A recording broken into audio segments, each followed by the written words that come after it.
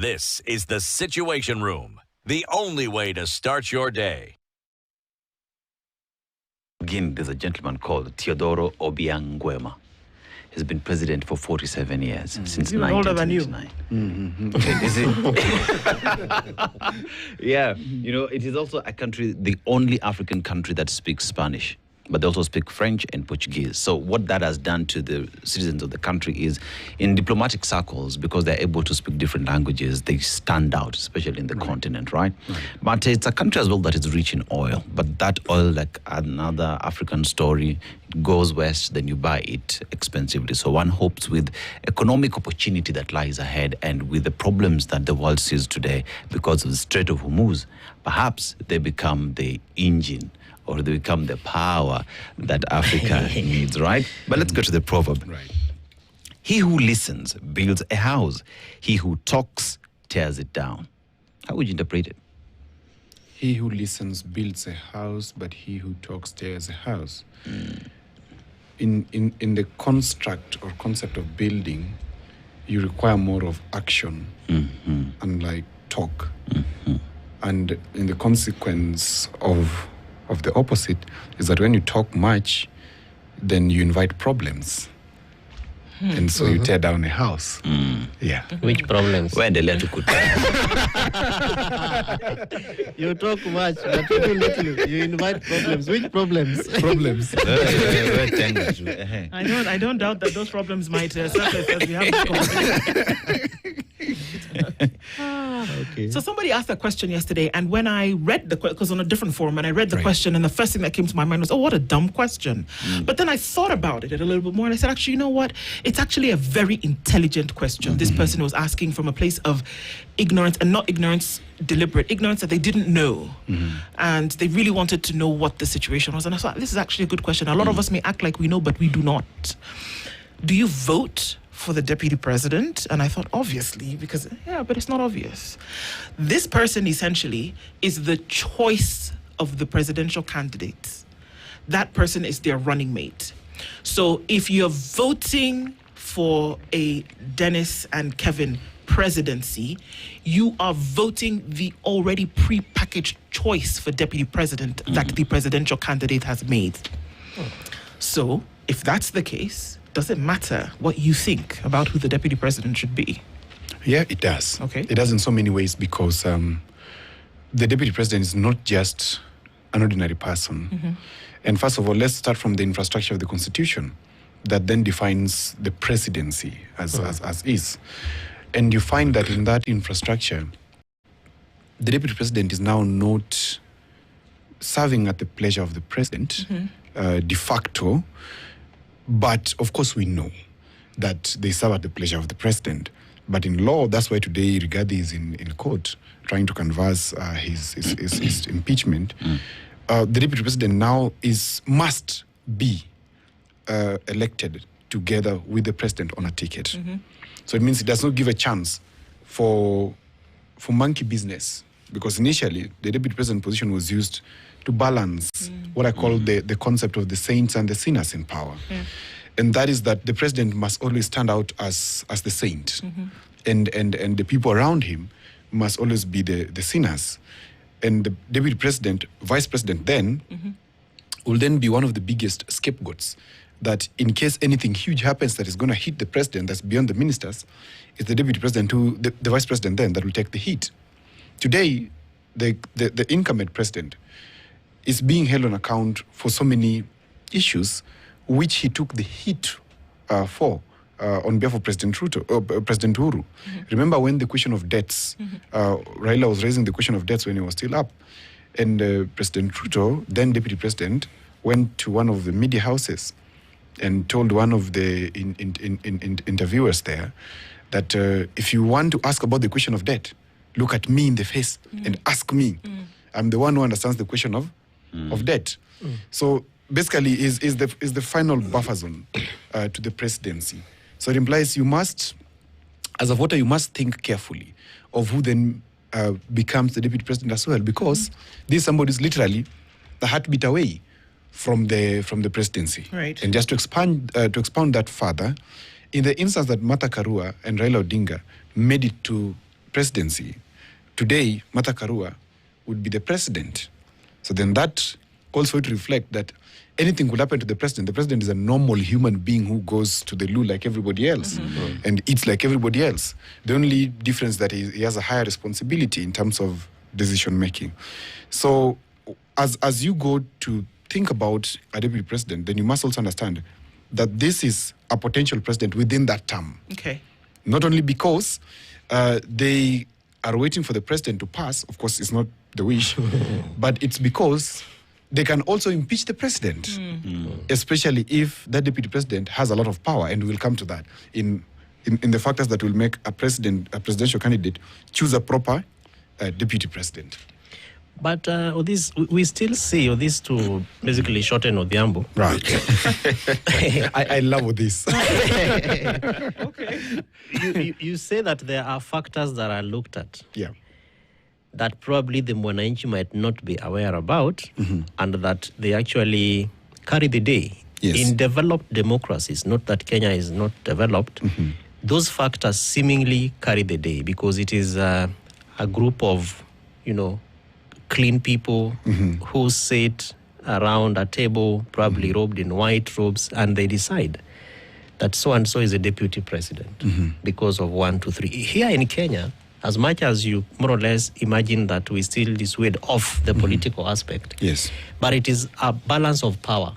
If you probably look at President William Ruto now and his former deputy, Yes. we are even told that there were issues when they were agreeing and that the person who is the current deputy president should have been the Preferred. the preferred heir. I mean, the preferred DP then.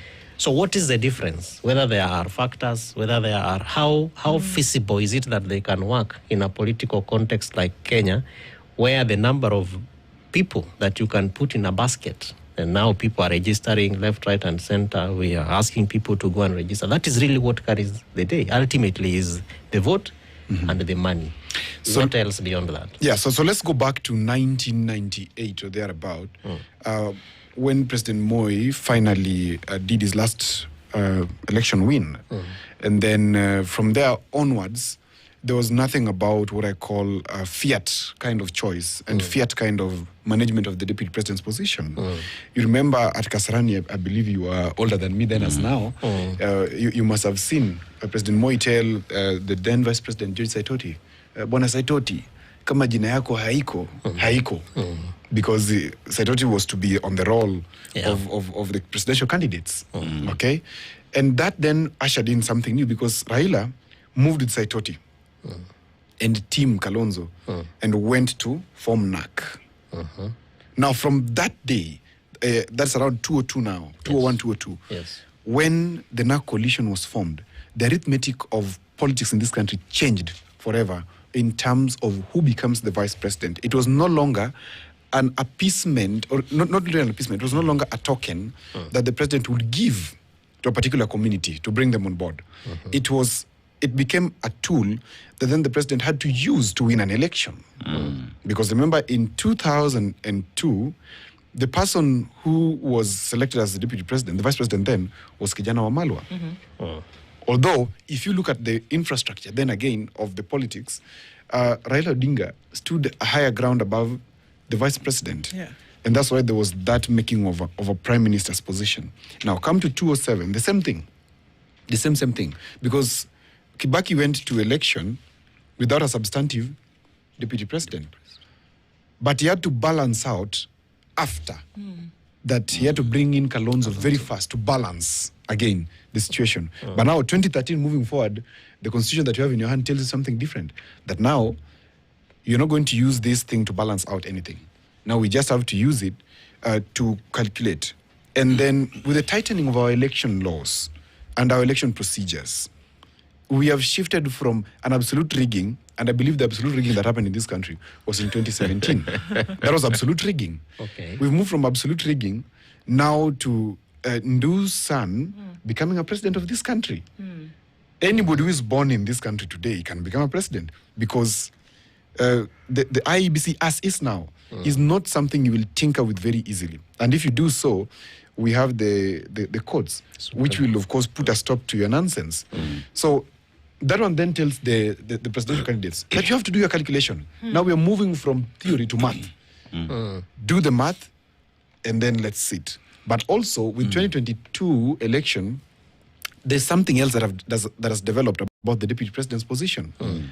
That then we have to understand, how do we arrive at election of a deputy president as a presidential candidate, so that we don't end up with a deputy president who is very easily impeachable.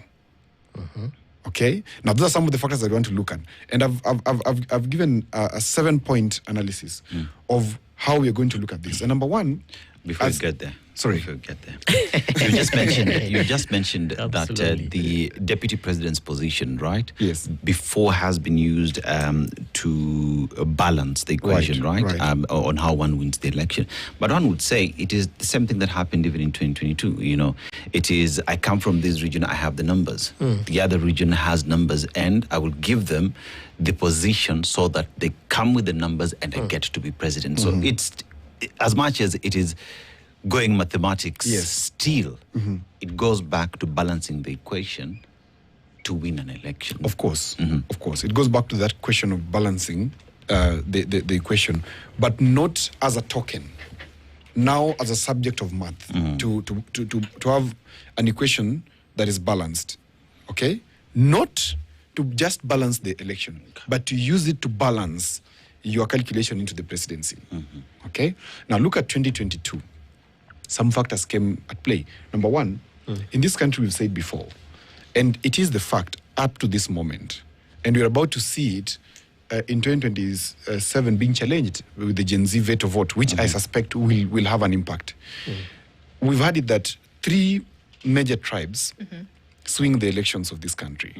Kikuyu, Luo, Kalenjin. Whatever 2 of these 3 swing on one side, then they will produce the president. Then that implies that the deputy president's position, as at now, unlike then, is swinging between these 3, and so far you've seen it swing between 2. It's become a duopoly. So that's the only challenge that we have, because initially, the deputy president's position, as then vice president, would go into a swing area. And majorly we would see it in Luhyaland, which is a swing vote area. We would see it in Cumberland, which is a swing vote area. But now, it's become a bargaining chip for the duopoly between Kikuyu and Kalenjin. That's a fact from 2013, that Ruto was the deputy president, coming for the Kalenjin, Uhuru the president. Now, he's the president, he removed Gachagua, but he's brought in Kindiki. Why is he not going out of that? I will tell you why. The first fact is the Mount Kenya question. It is still at play because data tells us so. It is not at play because it is our bad manners. Now, if data tells us so, that Mount Kenya, up to this moment, controls about 20-30% of the Kenyan voting bloc, okay? It means you can't just ignore them. You must talk to them. And now, let's put it in further context. We are having Rigathi Gachagua, who I can say here today, confidently, that his case in the courts will set him free to contest for presidency in 2027. I can say here today. You think that's what? And we will come to talk about it when it has happened. You think it's a strategy that he's playing now? It is a strategy that is playing out. Okay. Yes. One thing that I want to ask, because we want to get to the 7 points that you talk about, because we're looking at those points that will actually, from what you say, will make up should be the things that a candidate should choose in his running mate. But before that, right now, people are playing Monopoly with this position, and they're saying, well, we have to have it, and it all came from the Tunataka power. If we are in this broad-based thing together, then the deputy president position must be ours, or it must be ours, or it must not be, or it's already a done deal and it remains with us. The names have come out there. But it seems that people are jostling for this position because they want to be seen and heard from a political party point of view. Is it a toss-up? is it a position that should be used in a toss-up where they say, okay, well, if you're going to retain the presidency, then at least give us the deputy presidency? It doesn't sound like it has anything to do with how the country will be made better. It doesn't sound like it has anything to do with how presidential politics will play out or how presidential policy will be laid. It doesn't sound like it has anything to do with that. Should we be concerned? Well, it does and it doesn't. It doesn't to the extent that this is a political calculation. And so let us excuse first the technical bit, ikae nje kidogo. On this end, we're looking at the politicians deciding for themselves what is in their best interest, okay? And we are sharing with the people so that they understand that the politicians normally really don't care about them when they're making their choices. So as they make their choices, the first interest that they're looking at is their own. That if I take Aseto and work with him, I'm certain Aseto will give me A, B, C, D, which I will share. But then number two comes the question of who is the deputy president? Now for the people. So first, the deputy president is for the president before for the people. Yes. Then the people come in. How do the people come in? Now we look at, is this a politically charged person? Or is this a political technocrat? We are first moving from a politically charged person, a polarizing character like Rigathi, and we are moving to political technocracy, where we are saying we need a deputy who is a stable character around the president, who has the emotional intelligence around the president, and who, apart from advocating for the interests of the people, also balances so that the presidency remains stable. Okay? So yes, it is one that the people, the presidential candidates don't really care much about you when they're making that decision. That is why President Ruto disregarded these people and told them, you know what, mmechagua Kindiki, lakini kwa ile hesabu yangu, the mobilizer, the tinga, who can help me move Mount Kenya, ni huyu, Rigathi. First is his interest before the interest of the people. Then later on he says, okay, now we've crossed the bridge. I don't need this guy anymore. Well, I may need you, but if you know how to sit around the table. Yeah, because where money is made, you don't ask so many questions. Be a pretty. Yeah, you boy, sit in the corner. You know? So he realizes, moving forward, this guy seems not to be speaking from the same side as me, because we must first fight as a team before we do our things inside. But again, in that question of the presidency, the other point comes, it's a mathematical question of the ordinates. You know how the ordinates work? Where we talk about X, Y, and where they meet. Yes. So when the president is the ordinate, you cannot subordinate him. Now when you subordinate him, what does he do? He gets you out because you're not balancing the equation. And that we saw then. So deputy presidential candidates must have that technocracy, know-how. They must not only be politicians, but they must also be people who have an understanding of how the government runs. Yeah. Rigathi knew how the government ran, but I think there was a problem. And that problem is, if you meet a self-made man, know you are staring into the horrors of unskilled labor. Repeat that again. But if you meet a self-made person, know that you're staring into the horrors of unskilled labor. Who made you is a very important question. So then, the first factor was the Mount Kenya arithmetic, which as at now, I've said that the duopoly of Kenyan politics leaves it as a preserve of Mount Kenya. In 2027, I don't see somebody else coming from outside in the question of President Ruto. In the question of Kalonzo presidency may come up with the deputy president from Kikuyu land as well, unfortunately. Why Kalonzo? He has not even indicated that he wants to run. Of course, we're just analyzing, right? Okay. Yeah, we're just analyzing. We're just trying to speculate. Hypothetically speaking. Yeah, hypothetically speaking. If he contests, which I know he will. Okay. And the game at play, which I see happening perfectly, is that the courts will, as I've said, set Rigathi Gachagua free and say, no, this thing was done wrongly, and this impeachment, etc. So now it can't apply backwards; it applies forward. Yeah, it has many flaws. So then Rigathi is set to contest. Do you think Rigathi will agree, if he has the chance to contest, leave for Kalonzo? Okay. Maybe not. It's a question for thought. Okay. And I can tell you that we will come here and discuss it when it happens. Yes. So when he's set free, then Kalonzo choosing from the mountain cannot function for him. It will not work for him. Because then Rigathi at that time is contesting for presidency. Which means Rigathi must then look for somebody else. Unless a miracle happens and they say, tunataka kuachana na ulafi wa siasa. The greed of politics, we are putting it aside and we are going the 202 way. Okay? Then that then brings us to the next question. What if Sifuna, who my friend Abi has now shown us clearly that they're going for the presidency, then who does Sifuna choose as a deputy president? Then Sifuna is the only person who switches off the Mount Kenya card completely because he's operating in very new waters.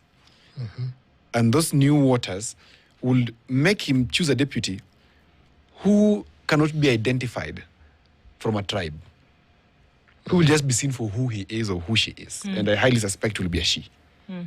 Okay? Now, which other candidate do we have? Wanjigi. Wanjigi, of course, has Willis. I don't know if that's going to change anytime soon. And I think that is it so far. So let's look at the biggest contender. But if What you are you look talking at, about? The other people who are running for the presidency. Matiang'i. Like Like who? who? Matiang'i is running for the presidency. Maraga is running for Maraga is running for the presidency. Martha Karua is running for the presidency. In the last conversations that they've had over the last couple of days, they talked about the fact that when I run for president, this is what I want to essentially do and fulfill. Maraga is quite a good candidate. Is the fantasy boyfriend you'll never have, or fantasy girlfriend you'll never have. You know that this is the best. You know that this is what I need, but Yeah, you're gonna take the bad boy who's gonna make sure you get in because trouble. it's not abusive enough or it's not dramatic enough. You're like, boring man. Let me get Adaseto. But I'm wondering, Odhiambo, because when you talk about all the presidential candidates, and then you get to Jimmy Wanjigi, the running mate is neither Kikuyu nor Kalenjin. Yes, because Jimmy Wanjigi's substantive is who? Is Kikuyu. Then he goes for, he already has a Luo running mate. But I don't think that's even in his agenda in terms of the tribal card that he's playing here. I think it's very clear what the position has been. That if you don't fix the economy, then you have no business looking for a position of leadership. That is true. That is true in terms of what he's looking for the people. But I'm saying what he's looking for himself. Who do you think Wanjigi can work with for himself? It is Willis. For now. Something may happen, something may change. But can we look at, let's dump in the horses, hypothetically, and leave the donkeys away. Okay? The horses in this race for me, so I could be wrong, one is President Ruto. 2 is Kalonzo Musyoka. 3 is Edwin Sifuna. Okay? So these are 3 horses for me. So I tie it down to the 2 main horses. Okay. Who is President Ruto, and then the united opposition in the name of Kalonzo Musyoka. But that card is about to be spoiled with the setting free of whom? Of Rigathi Gachagua. Oh, let's take a break. We have to take a break so that Osido can breathe and then ask his question, because he's wanting to understand why Odhiambo is insisting that Wednesday will birth an opportunity for Rigathi Gachagua to be set free and then he will run for the presidency. Osido is not quite convinced of that particular space. This is the conversation that we're having this morning. And then we'll hear what those 7 points are at some points. That if a deputy president position will be taken, this is what they should have, and this is what the presidential candidates ought to be looking for. 27 minutes to 9. You don't want to miss this. Don't go away. This is the Situation Room, the only way to start your day. Every week, Kenya talks. We are going to transit smoothly. Drainage system iko very poor kabisa. Barabara imekuwa ikisumbua wananchi. About the scandal. Inside, we found several pregnant young ladies. The expose. The story nobody else dared to print. Now imagine your brand inside that conversation. This isn't just advertising. It's attention. It's influence. It's visibly where Kenya is already looking. Don't just be seen. Be talked about. Call Beatrice on 0741 169 959 to book your space today. The Nairobian, nothing stays hidden.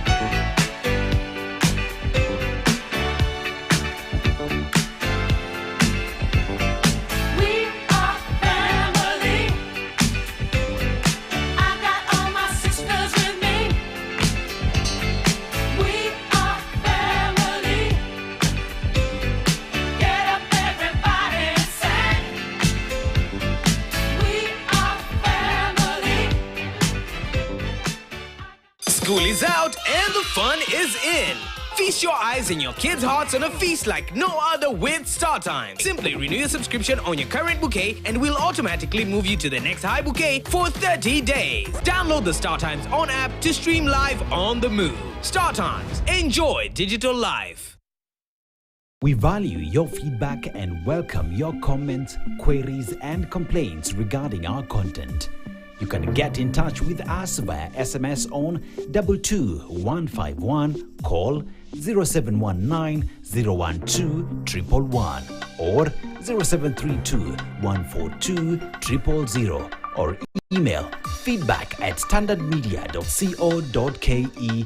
Our PO Box number is 30080-00100 Nairobi, or deliver to our offices at Standard Group Center, Mombasa Road, Nairobi.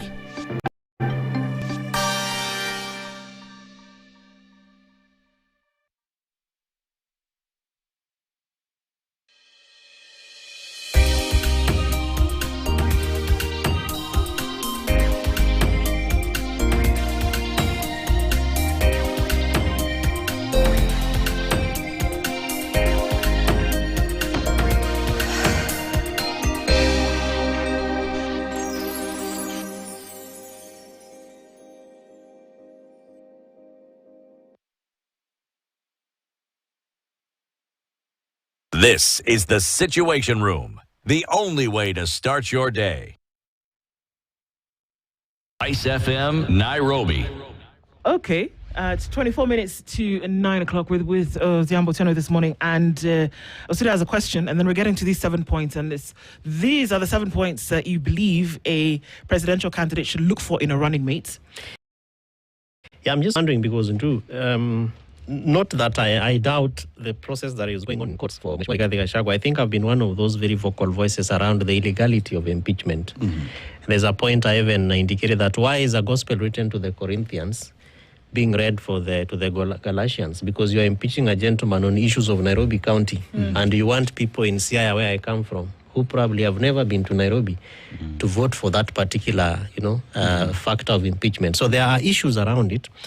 But in the event that the court releases Mheshimiwa Rigathi, two things. One, what is the guarantee that is a presidential candidate? Number one. Number two, what are the possibilities that, of course, we note that there is a delay within the United Opposition in naming their flag bearer because of a Sifuna factor.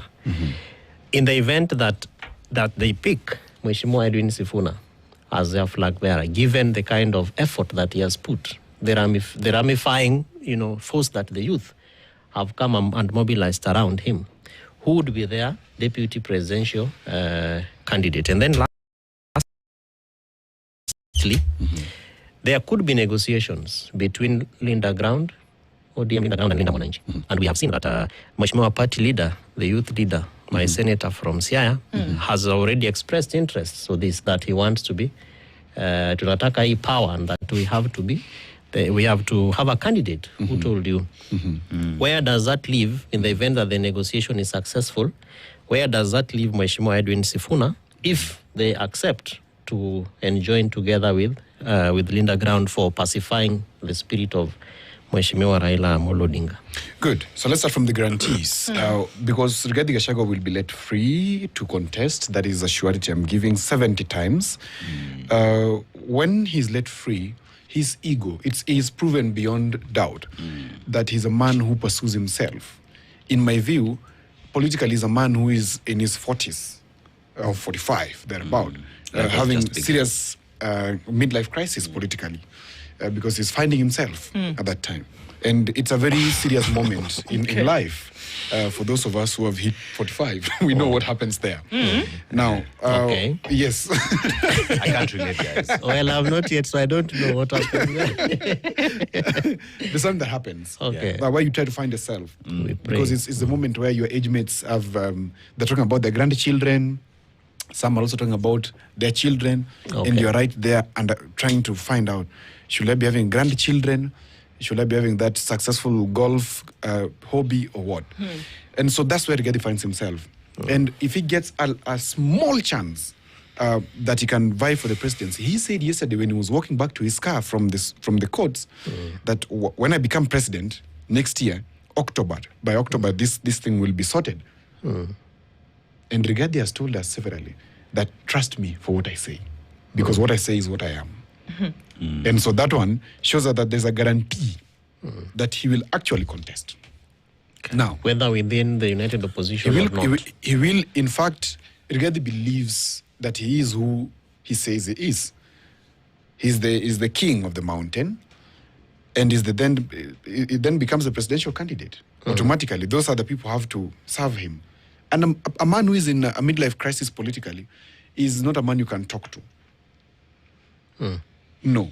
There's a man who is finding himself, and so, unless he finds himself in the interim, okay?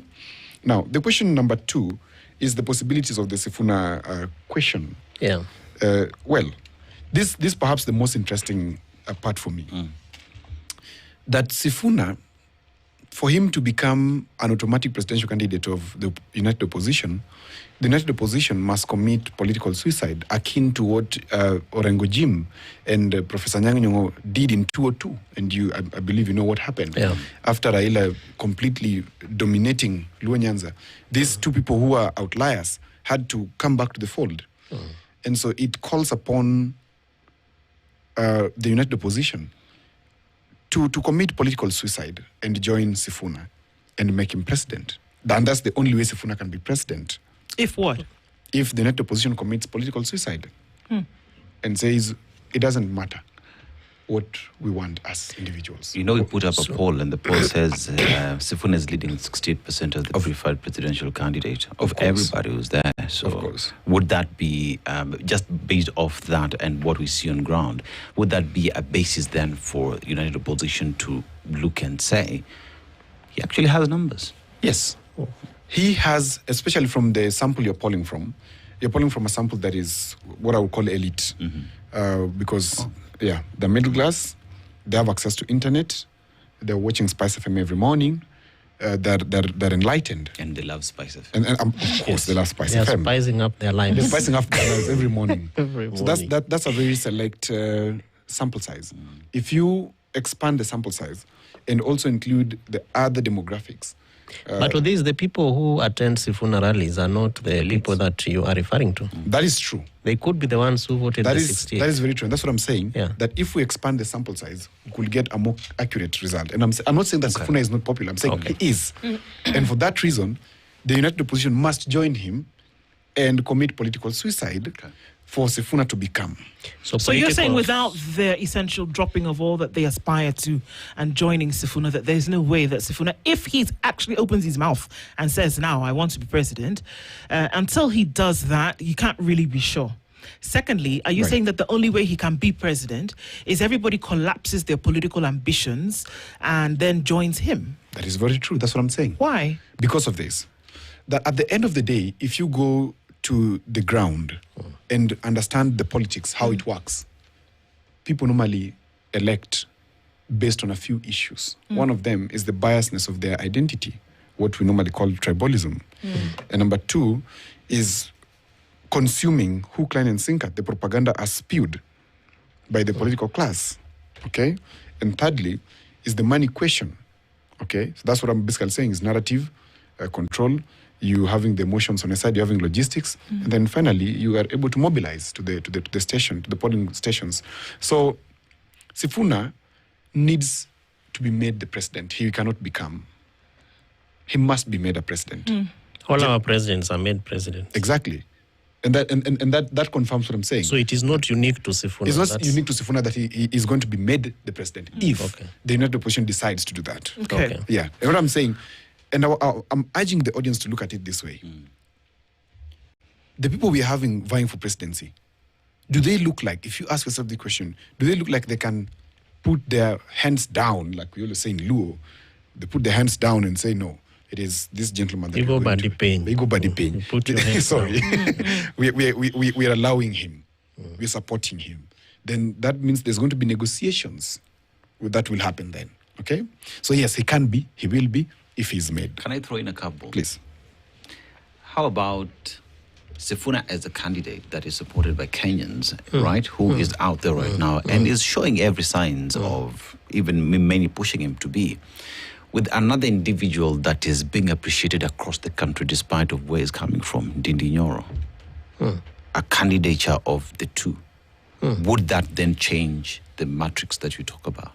It will change significantly because that they do not need these other political parties to break their ambitions, just the two of them as wild stallions running for that seat. One thing I want you not to forget is that in political communication, the messengers are always the politicians. That is why government policy, for it to be very successful, is normally communicated through politicians and not through the administrative angles.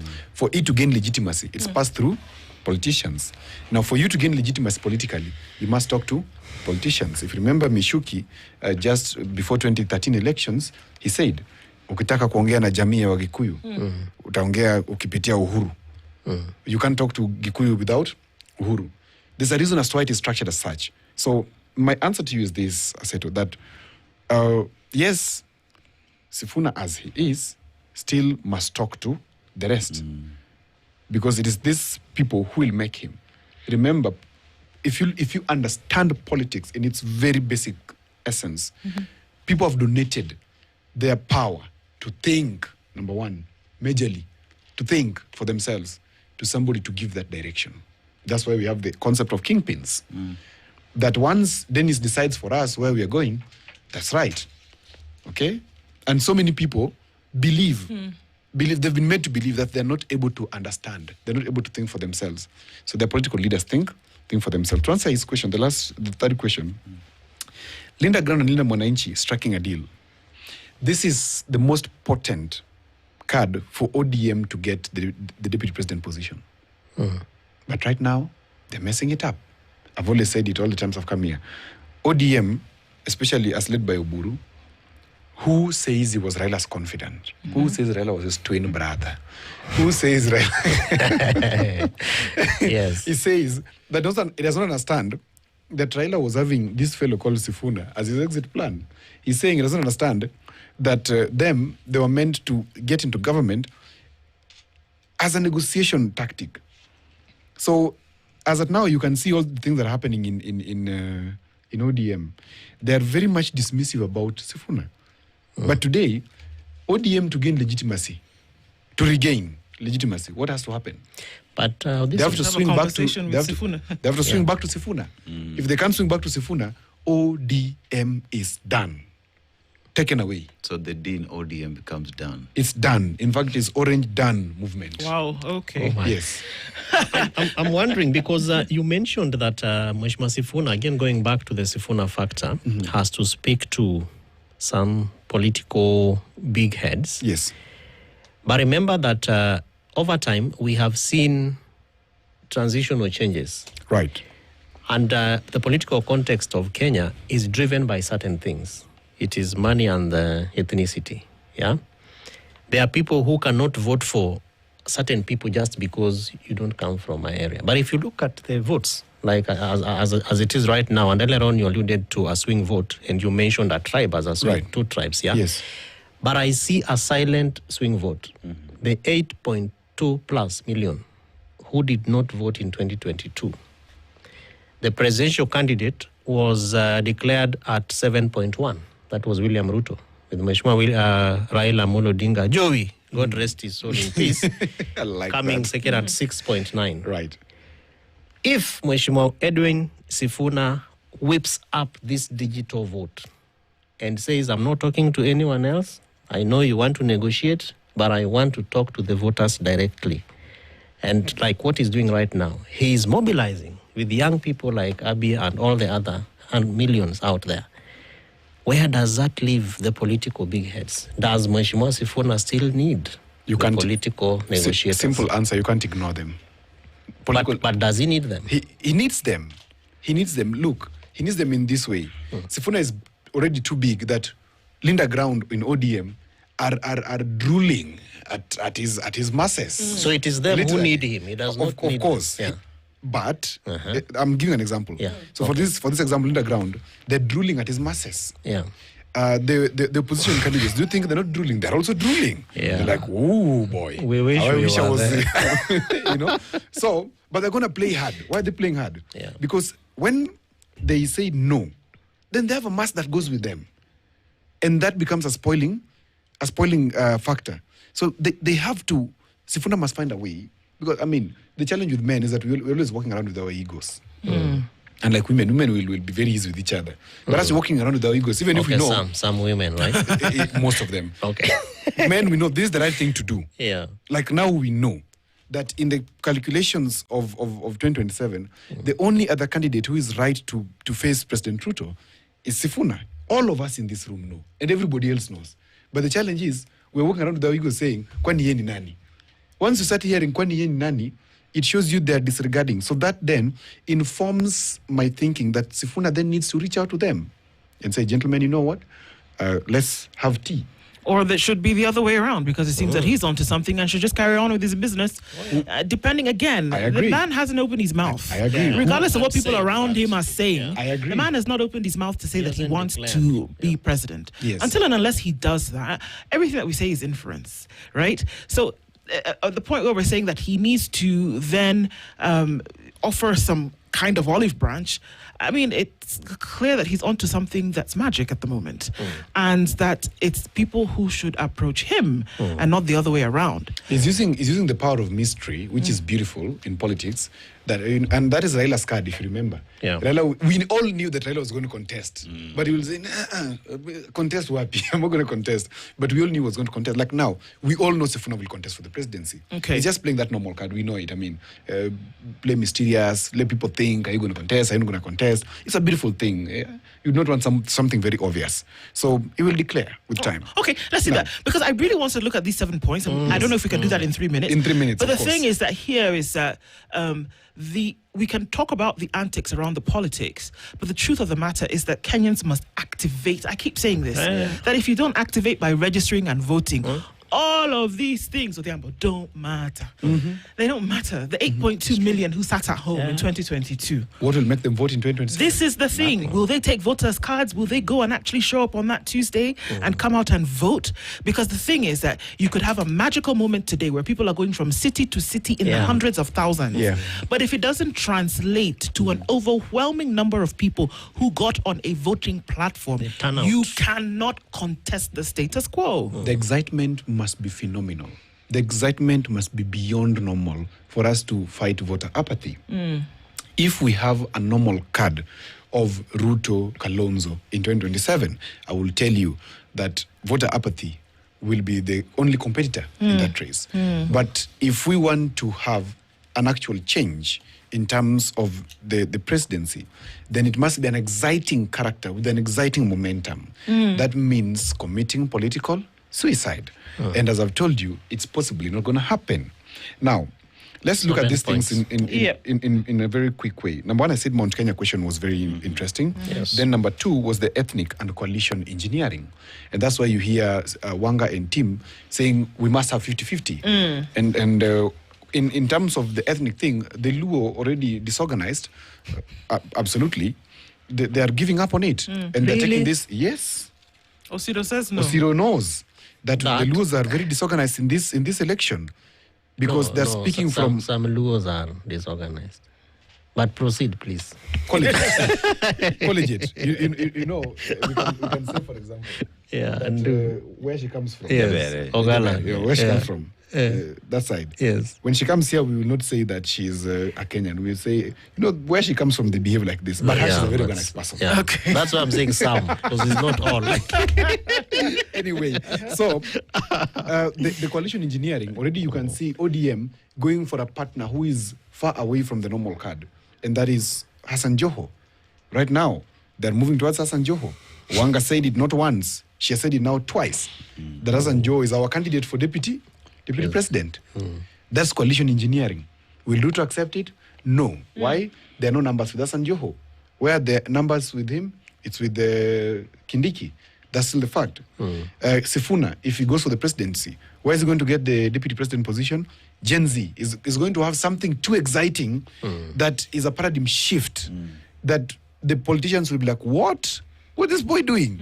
He's moved our our cheese from where it was. Now it is something else. Look at him getting a younger who's 27 years or 38 years as the deputy president. This is interesting. And Sifuna card is a wild card.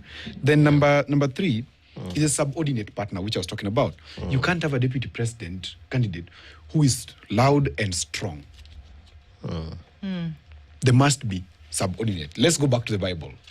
There must be submissive, quote unquote, that, you cannot just ask questions. Even if things are happening, you just keep quiet because it is your husband. It's sort of a thing. Okay. Then number 4 for me, and that subordinate partner is a choice of the president and not a choice of the people. Okay, the ethnic and coalition engineering is also a choice of the president for his own sake. Mount Kenya question is a choice of the president still. That is either be it Sifuna or who. They have to look at that equation and balance out. Number 4 is a demographic alignment, and that's what I was saying. The wild card.